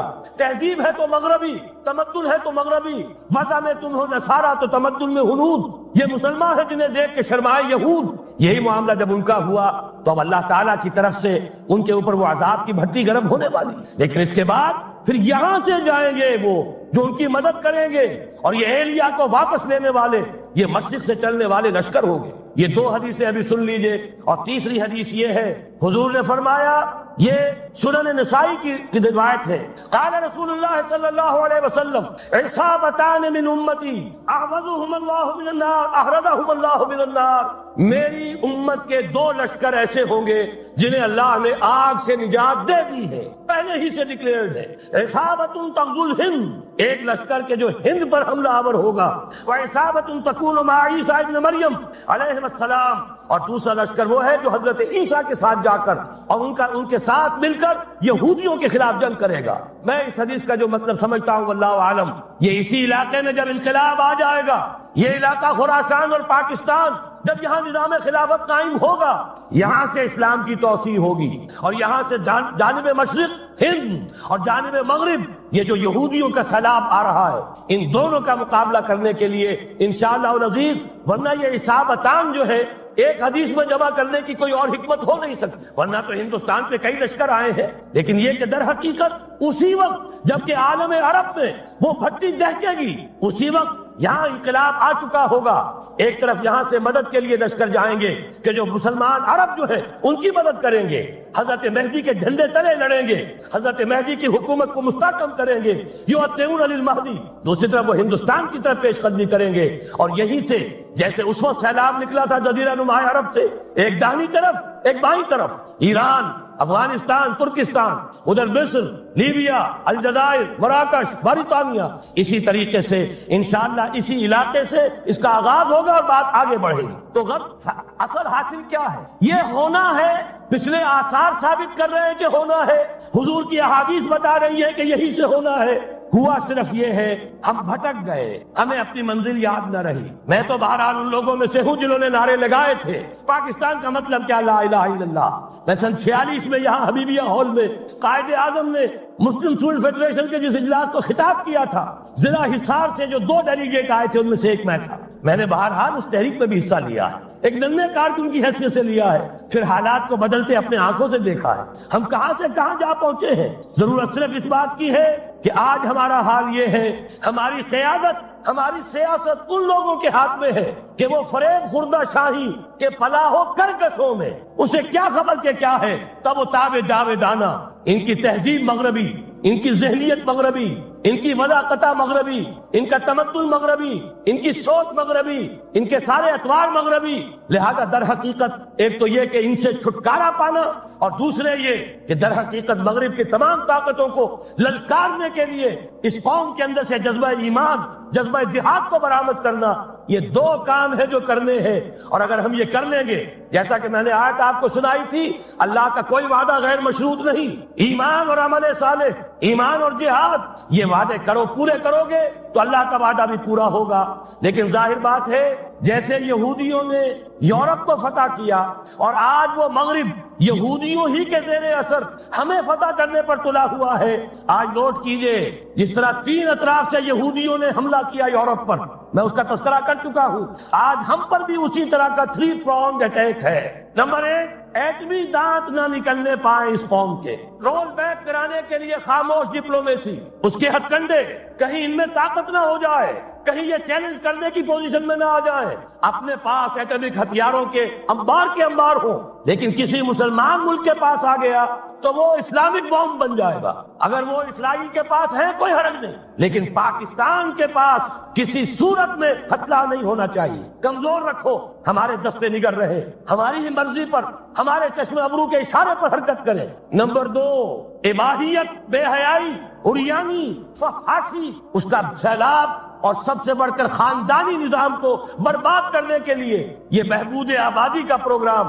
اور دیکھیے جادو وہ جو سر چڑھ کر بولے، مسلمانوں کے ہاتھوں کرا رہے. قاہرہ میں کانفرنس کرائی ہے ایک مسلمان ملک میں، اور یہ کہ اس کو آرگنائز کرنے والی ایک پاکستانی مسلمان عورت. یہ ہے در حقیقت کہ وہ لوگ اگر کرنا بھی چاہتے ہیں تو اس کا الزام بھی براہ راست اپنے اوپر نہیں، بلکہ یہ کہ خود کوئی مسلمان ہو تو یہ کام کرے. اب جو سیلاب آئے گا جس کے لیے مدد بھی دی جا رہی ہے، اس سے ہمارے سارے بندے حیا ٹوٹ کر رہ جائیں گے، خاندانی نظام درم برم ہو کر رہ جائے گا. جو ابھی تک اللہ کا شکر ہے کہ ہمارے ملک کے اندر انٹیکٹ ہے کچھ اوپر کا طبقہ جو بالکل ہی مغربی تہذیب میں رگا گیا ہے، ورنہ ہمارے ہاں خاندان کا نظام ابھی انٹیکٹ. لیکن یہ کہ یہ سیلاب بھی بڑی شدت سے آ رہا ہے، یہ چیزیں بیک وقت کیوں ہو رہی ہیں. اور تیسرا اور سب سے زیادہ سٹل وار، سب سے زیادہ یوں سمجھیے کہ جو لطیف، جو کہ ایک طرح کا احسان جتایا جا رہا ہے، ڈالروں کی اب یلغار. اب یہاں پر امریکی سرمایہ، ڈالر چاہے مشرق سے آئے چاہے مغرب سے آئے، وہ یہودیوں کا اعلی کار ہے. آپ نے اگر $1 نوٹ کا اگر کبھی نقشہ دیکھا ہو، اس کے اوپر جو سگنیا بنا ہوا ہے، جو نشان ہے، وہ کیا ہے؟ پیرامڈ، اہرام مصر. یہ کن کے لیے اہمیت رکھتے ہیں؟ ہزارہا یہودیوں کا خون اور ان کی ہڈیاں ان پیرامڈز کے تلے دبی ہوئی. جب یہ احرام بنائے گئے تھے، یہ یہودی وہاں غلامی کے دور میں تھے، بیکار ان سے لی جا رہی تھی. بڑے بڑے پتھر جب گرتے تھے تو پسنے والے یہودی ہوتے تھے. یہ ان کی اپنی جیسے ہولوکاسٹ، جیسے انہوں نے اس کو اپنا سمبل بنایا ہوا ہے، اسی طریقے سے پیرامڈ، مصر کا پیرامڈ، یہ گویا کہ ان کے اس زوال کا ایک نشان ہے. اور اس پر ایک آنکھ بنی ہوئی ہے، ایک آنکھ، کانے دجال کی آنکھ، وہ دیکھ رہی ہے. عجیب ہے یہ سمبل. نیچے لکھا ہوا ہے نووس آرڈو سکلورم، اور یہ در حقیقت 1776 جو نیچے لکھا ہوا ہے وہ رومن حروف کے اندر یہ 1776 ہے، جو میں بتا چکا ہوں آرڈر آف الومناٹی وساپ نے قائم کیا تھا. عام دنیا یہ سمجھتی ہے کہ شاید یہ امریکہ کا یوم آزادی ہے، سن آزادی ہے. 1 مئی اس آرڈر آف الومناٹی کی تاسیس 1 مئی کو ہوئی ہے. یہ 1 مئی جو منایا جاتا ہے، دھوکہ یہ دیا گیا ہے کہ یہ شکاگو کے جو مزدور ہیں ان کی یادگار ہے. حقیقت میں یہ 1 مئی اور 1776 آرڈر آف دی الومناٹی کی تاسیس کی تاریخ. یہ تمام معاملات سمجھ لیجئے. ڈالر در حقیقت ہم نے ابھی تازہ ندائے خلافت میں نعیم صدیقی صاحب کی نظم شائع کی ہے، 45 برس بلکہ شاید اس سے بھی زیادہ عرصے کی پرانی نظم ہے جو ہم نے شائع کی ہے. ڈالر میرے اس دیش کو ناپاک نہ کرنا. اور میں تو انہیں داد دیتا ہوں جو کچھ انہوں نے، شاعر کہتے ہیں اس کو جو صاحب شعور ہے، اس صاحب شعور نے جو مشاہدہ کیا ہے کہ ڈالر آئے گا تو کیا آئے گا ہمارے ہاں، اس کی پوری داستان اس تازہ ندائے خلافت میں ہم نے نہ معلوم کہاں سے اس کو کھود کر نکلوایا ہے. ہم ان کا احسان مانتے ہیں کہ انہوں نے اپنی یہ پرانی نظم، اب ان کی جماعت تو سب بھول بھال گئی ان چیزوں کو، اسی لیے وہ اسے تج کر باہر بھی اب آ گئے. بہرحال ہمیں تو ان کی ایک ایک چیز جو ہے، مجھے تو وہ شعر آج کا اگر آپ نے جنگ کا میرا کالم پڑھا ہو، میری تو فکر کے اندر رچ بس گیا ہے. پاکستان کے بارے میں جب کہا تھا، اے آندھیوں سنبھل کے چلو اس دیار میں، امید کے چراغ جلائے ہوئے ہیں ہم، ہماری امیدوں کے چراغ ہیں. یہ اسلام کا گہوارہ بننے والی ملک ہے، یہ اس کو ہم نے قائم کیا تھا اسلام کے لیے. یہ آندھیاں نہ چلے، اس ملک کو ہم نے اسلام کے چراغ جو ہے ہم نے اس میں روشن کیے ہوئے. اے آندھیوں سنبھل کے چلو اس دیار میں، امید کے چراغ جلائے ہوئے. بہرحال یہ تیسرا سیلاب ہے، ننگی سرمایہ داری، جس کی پھر لعنتیں ہوتی ہیں. ایک طرف فقر، ایک طرف احتیاج، ایک طرف بھوک، ایک طرف دولت کے انبار. پہلے بھی ہمارے ہاں فرق کم نہیں ہے، لیکن اب جو ہوگا اگر یہ بات پوری ہو گئی تو وہ ننگی سرمایہ داری، اور سرمایہ داری ہی در حقیقت یہود کا سب سے بڑا ہتھ کنڈا ہے. یہ بینکنگ کا نظام، یہ سارا کا سارا سودی نظام، یہ IMF، یہ ورلڈ بینک، یہی تو ان کے سب سے بڑے ادارے ہیں۔ تو واقعہ یہ ہے کہ تین طرف سے ہم پر حملہ ہو رہا ہے۔ اور یہ سود کے بارے میں کیا کہا تھا اقبال نے؟ از ربا آخر چمی زائد فتن، اس سود کے ام الخبائث کے پیٹ سے سوائے فتنوں کے اور کیا برآمد ہو سکتا ہے؟ کس نہ داند لذت قرض حسن، کسی کو قرض حسنہ کی لذت یاد نہیں رہی، بغیر سود کے قرض دو۔ تمہارے پاس فاضل رکھا ہوا ہے، کسی بھائی کو دو کہ وہ اپنی معاشی گاڑی کا پہیہ چلا لے، پھر اصل واپس لے لینا۔ اگر اتنی ہمت نہیں ہے کہ ان تصدقوا فهو خیر لکم، صدقہ ہی کر دو تو سب سے اچھا ہے، دے ہی ڈالو اپنا فاضل سرمایہ۔ یسألونک ماذا ينفقون قل العفو، مت رکھو اپنے پاس، یہ گندگی ہے۔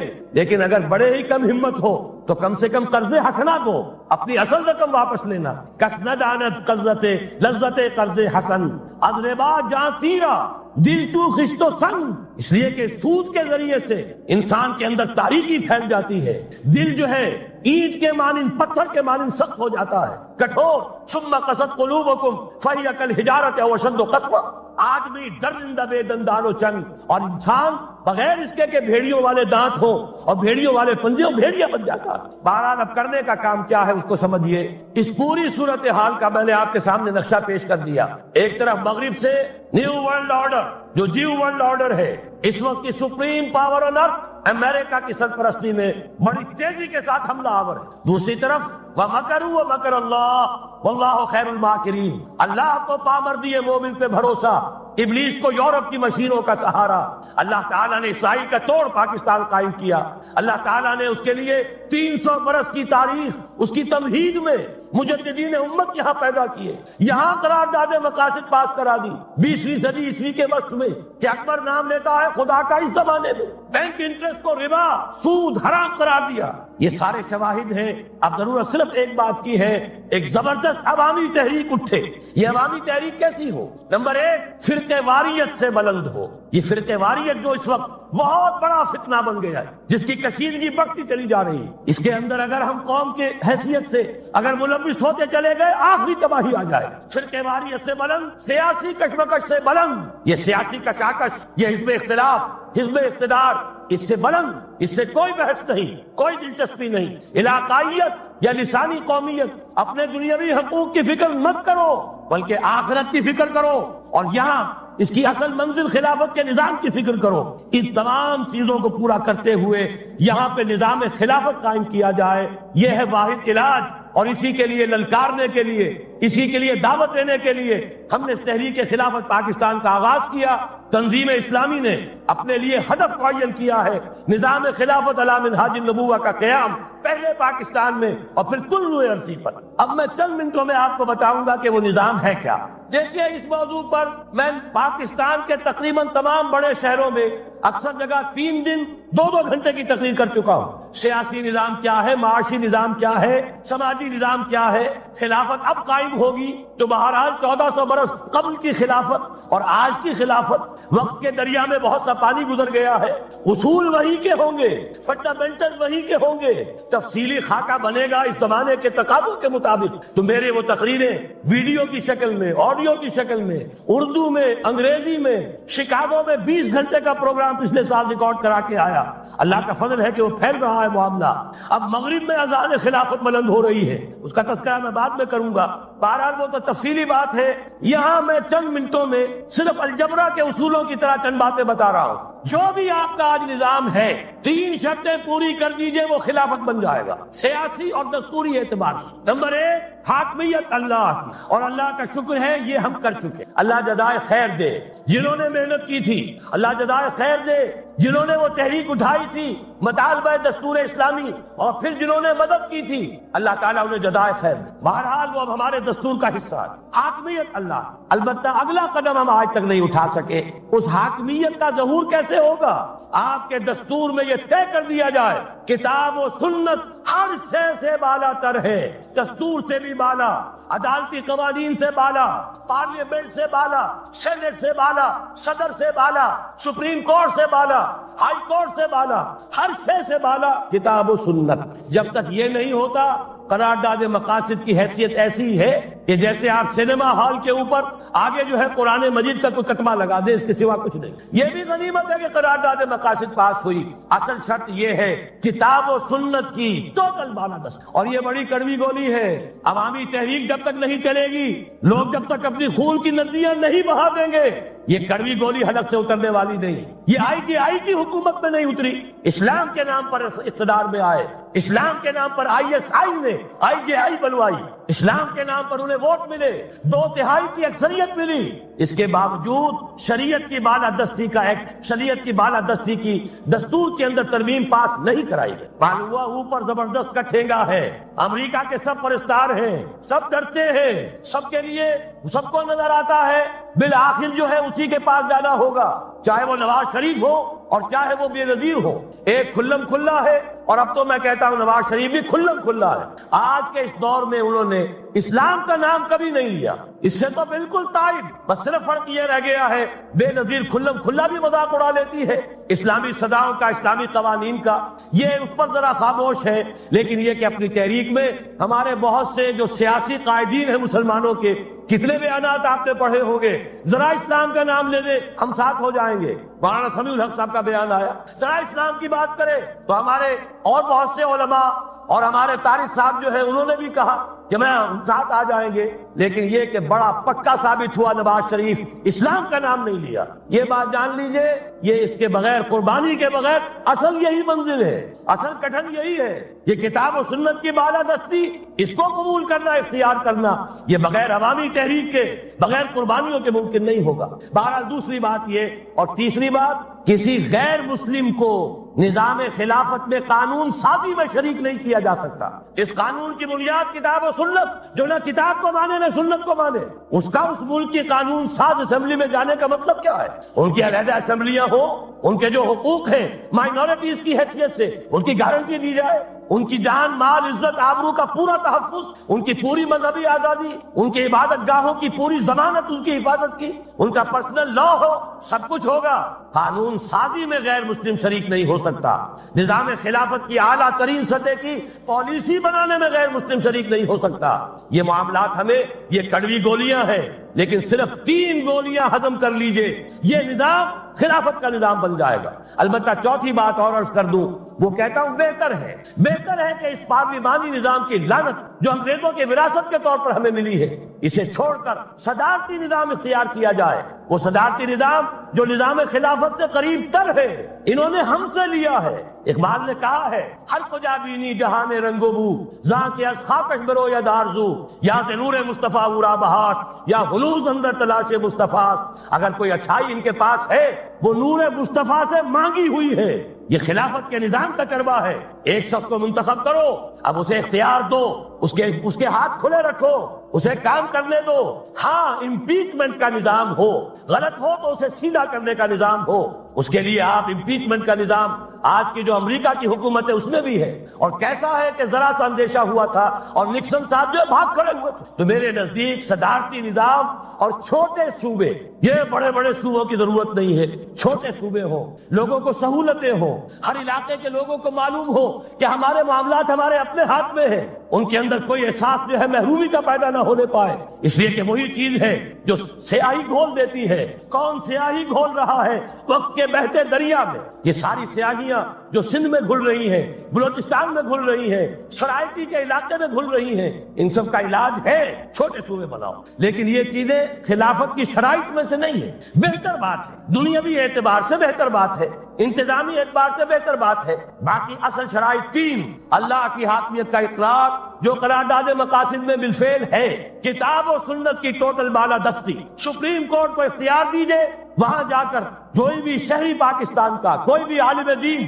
اگر ثابت کر دے فلاں قانون, فلاں ہدایت, فلاں انسٹرکشن, فلاں کوئی حکم جو دیا گیا ہے کتاب و سنت کے منافی ہے, فوراً کا عدم. اور تیسری بات, غیر مسلم پروٹیکٹڈ مائنورٹی ہوں گے, ان کی جان مال عزت آبرو کی حفاظت ہوگی, لیکن یہ کہ وہ برابر کے قانون سازی کے حق میں شریک نہیں ہو سکتے, اس لیے کہ یہاں کتاب و سنت منبع ہے قانون کا جس کو وہ تسلیم نہیں کرتے. اسی طرح یہ معاشی نظام, موجودہ سرمایہ دارانہ نظام بہت بڑی لعنت، بہت بڑی لعنت، بہت بڑی لعنت۔ لیکن جیسے آپ کو معلوم ہے، آج ہی ابو جہل کہہ دے لا الہ الا اللہ محمد الرسول اللہ، مسلمان بن جاتا۔ کلمہ تو ایک ہی تھا نا۔ ابو طالب کے پاس جب وفد گیا تھا رؤسائے قریش کا، اور انہوں نے کہا تھا کہ اپنے بھتیجے کو روک لو ورنہ اب ہم جو تمہاری بھی رعایت اب نہیں کریں گے، میدان جنگ میں آ جاؤ۔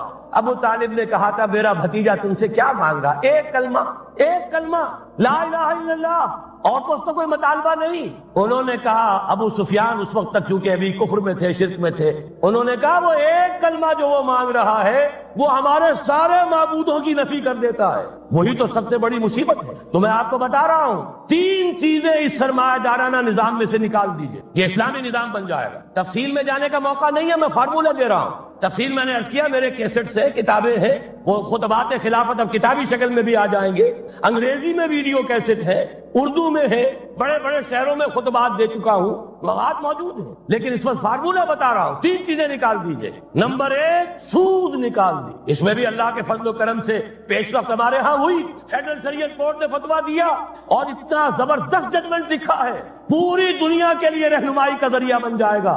یہی وجہ ہے کہ مجھے معلوم ہوا ہے موجودہ حکومت نے اس کی اشاعت روک دی ہے۔ باہر کے ممالک سے ڈیمانڈ، میں جب انگلستان میں تھا ابھی 2 مہینے قبل، وہاں کچھ لوگوں کے سامنے تذکرہ کیا، انہوں نے کہا ہمیں منگا کے دیجئے، بنگلہ دیش کے مسلمان تھے، ہمیں منگا کے دیجئے۔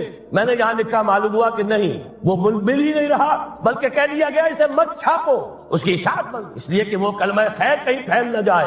یہودی کا اگر علاج ہے، جیسے آپ نے سنا تھا بچپن میں کہانیاں، دیو کی جان ایک طوطے کی گردن میں ہے، طوطے کی گردن مروڑ دو گے دیو مر جائے گا۔ یہودی کی جان سود میں ہے۔ یہ سارا ہتھ کنڈا اس کا جو ہے، جو ورلڈ ڈومینیشن یہودی چاہ رہا ہے، وہ مالیاتی نوعیت کی ہے۔ وہ اپنی حکومت قائم نہیں کرنا چاہتا۔ حکومت کے تو بڑے کھکھیڑ ہوتے ہیں، بڑی ذمہ داریاں ہوتی ہیں، لوگوں کی تنقیدیں سننی پڑتی ہیں، بھوکے بھیڑیے کبھی ٹوٹ پڑتے ہیں، لہذا ان کو چھوڑو، حکومت وہ خود کرے۔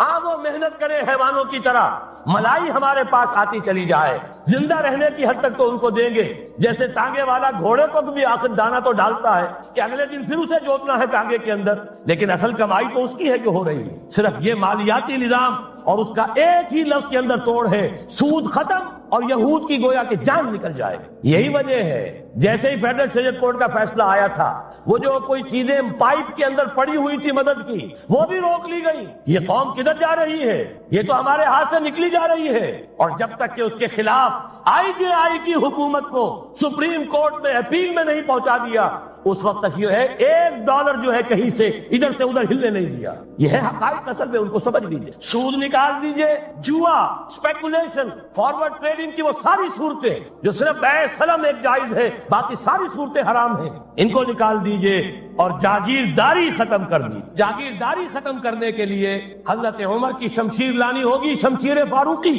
ان کا یہ فتویٰ تھا، اجماع تھا کہ جو ملک، جو علاقے بدور شمشیر فتح ہوئے ہیں، وہ کسی کی انفرادی ملکیت نہیں رہیں گے، وہ امت مسلمہ کی اجتماعی ملکیت ہے۔ کوئی انچ زمین، اسی وجہ سے ہمارے ہاں فرق ہے، خراجی اور عشری۔ عشری زمین ملکیتی ہوتی ہے، اس میں سے ایک مسلمان جس کی ملکیتی زمین ہے، اس کا وہ 10واں حصہ یا 20واں حصہ پیداوار کا دے کر فارغ، اور جو خراجی زمین ہوتی ہے وہ کسی کی ملکیتی نہیں ہوتی، وہ تو مسلمانوں کی ہے، نظام خلافت کی ہے۔ جو کام کر رہا ہے، چاہے مسلمان ہو چاہے غیر مسلم ہو، وہ کاشت کرے گا، آدھا اس کا ہے، آدھا ریاست کا ہے، بیت المال کا ہے۔